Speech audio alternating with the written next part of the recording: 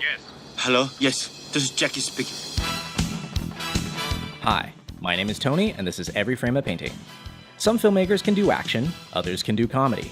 But for 40 years, the master of combining them has been Jackie Chan.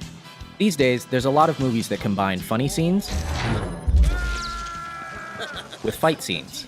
But even when the movie's good, the comedy and action seem to be two different directors and two different styles. And that's why Jackie's so interesting. In his style, action is comedy, and his work shows that the same filmmaking principles apply, whether you're trying to be funny or kick ass. So let's dive in. If you'd like to see the names of the films as I'm talking, press the CC button below. Ready? Let's go. So, how does Jackie create action that is also funny? First off, he gives himself a disadvantage. No matter what film, Jackie always starts beneath his opponents. He has no shoes, he's handcuffed, he has a bomb in his mouth. From this point, he has to fight his way back to the top. Each action creates a logical reaction. And by following the logic, we get a joke. In movies, this comedic style goes back to the silent clowns like Chaplin, Lloyd, and Keaton. But I think Jackie has distilled it down to one line of dialogue. Please! I said I don't want trouble!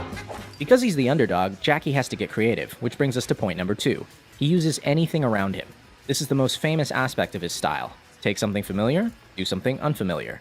I've seen him fight with chairs, dresses, chopsticks, keyboards, Legos, refrigerators, and of course, not only does this make each fight organic and grounded, it also gives us jokes that couldn't happen anywhere else. Number 3, Jackie likes clarity. He doesn't do dark scenes where everything is color-corrected blue. If his opponent wears black, he wears white. And if his opponent's in white, then he's styling. His framing is so clear that in every shot, he's setting up the next bit of action. Here, even though we're watching the stuntman, 2/3 of the frame is the staircase. A few seconds later, we see why.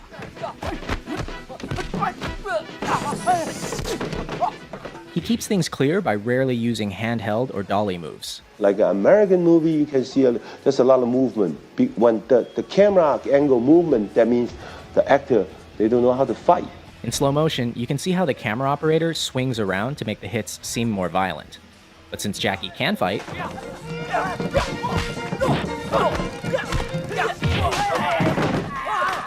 I never move my camera. Always steady, wide angle. Let him see I jumping down, I do the flat, I do the fall. When you shoot this way, everything looks more impressive because action and reaction are in the same frame.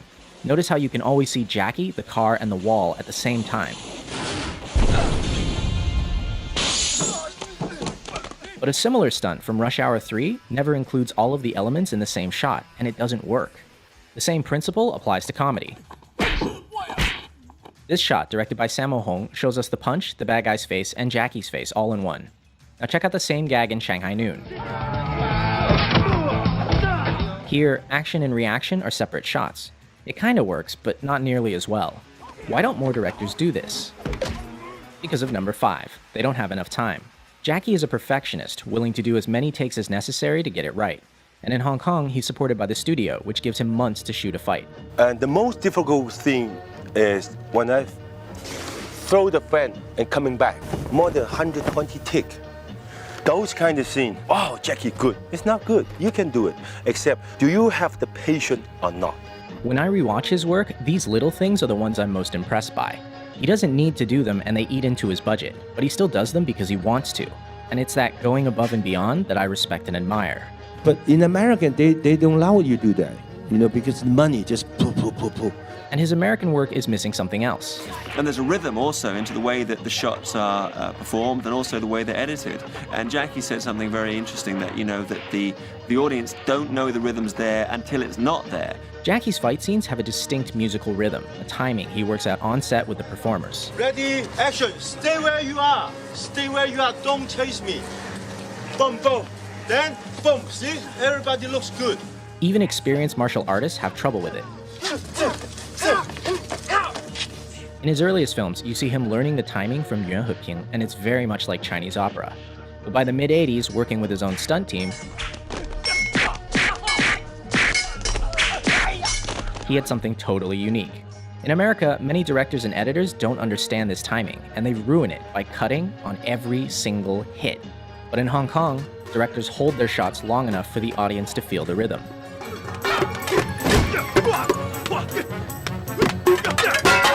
The most important part is editing.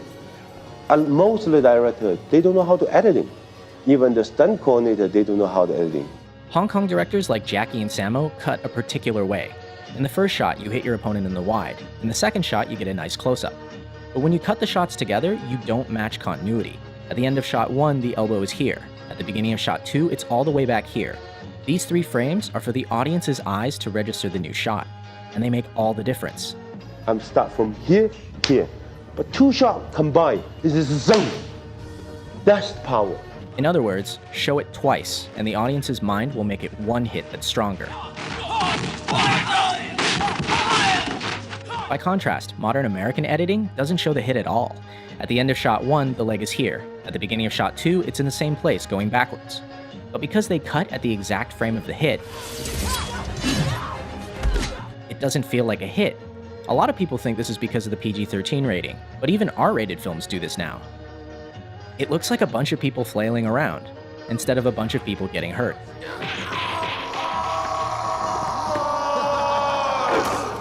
Ouch. Which brings us to number 8, pain. Unlike a lot of action stars who try to look invincible, Jackie gets hurt. A lot. Half the fun of his work is that not only are the stunts impressive,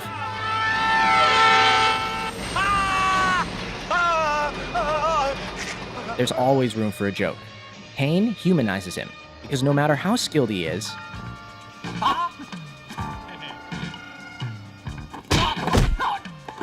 he still gets smacked in the face. In fact, Jackie's face may actually be his greatest asset. Many times the look he gives is all it takes to sell a joke, like when he does an entire fight holding a chicken. Or dressed as Chun-Li. And last, Jackie's style always ends with a real payoff for the audience. By fighting his way from the bottom, he earns the right to a spectacular finish.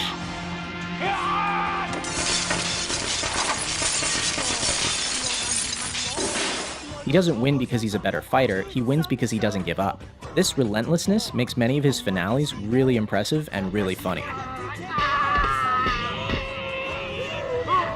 And it's in direct contrast to a lot of his American work, where bad guys are defeated because someone shoots them.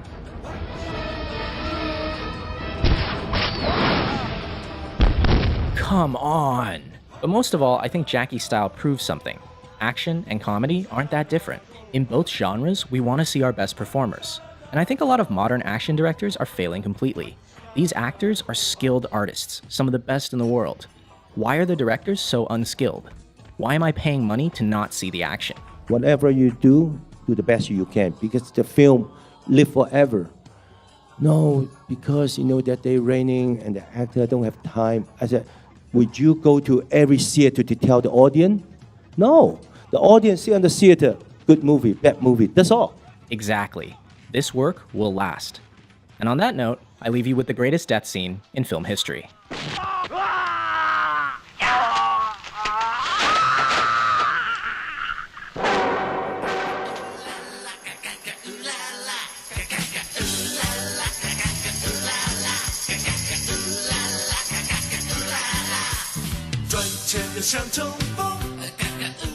Show